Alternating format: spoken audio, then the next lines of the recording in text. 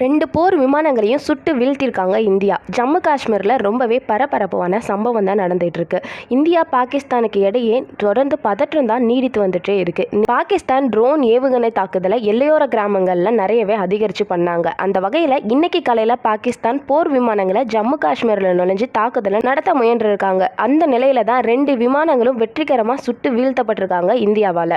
பயங்கரவாதிகளின் கூடாரமாக உள்ள பாகிஸ்தான் இன்னுமே திருந்தலன்னு தான் சொல்லணும். பகல்காம் தாக்குதலுக்கு பதிலடியாக தான் கடந்த புதன்கிழமை பாகிஸ்தானில் உள்ள பயங்கரவாத அமைப்புகளான 9 முகாம்களை இந்தியா அழிச்சிருக்காங்க.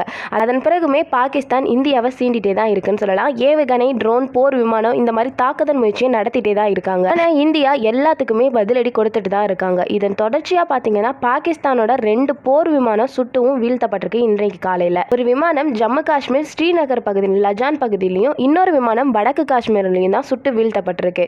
ஜம்மு காஷ்மீரின் வான்வெளி பாதுகாப்புக்காக நம் நாடோட ஆகாஷ் வான்வெளி பாதுகாப்பு சிஸ்டமை தான் நம்ம நிறுவியிருக்கோம்.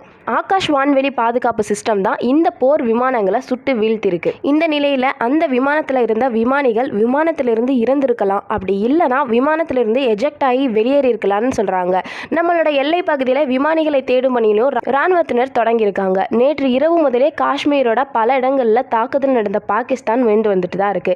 இன்னைக்கு காலையில் போர் விமானங்களே நம்ம சுட்டு வீழ்த்தப்பட்டிருக்கோம். இதனால இந்தியா பாகிஸ்தானுக்கு இடையே ரொம்பவே கடும் பதற்றம் ஏற்பட்டுட்டு தான் இருக்கு.